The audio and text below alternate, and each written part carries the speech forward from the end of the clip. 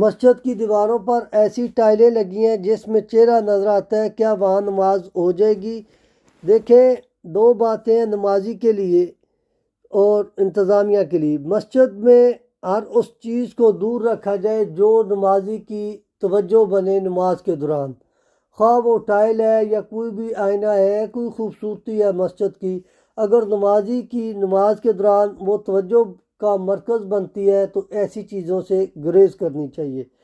اب دوسری بات، کیا اگر اس پر نظر پڑے تو نمازی کی نماز ہو جائے گی جس میں چہرہ نظر آتا ہے؟ پہلی بات تو یہ ہے کہ نمازی کو نماز کے دوران اپنی جو نگاہ ہے وہ اپنی سجدہ گاہ، یعنی جہاں پر سجدہ وہ ادا کرے گا وہاں پر رکھنی چاہیے، بجائے اس کے ادھر ادھر دیکھنے سے۔ ادھر ادھر نہیں دیکھنا چاہیے۔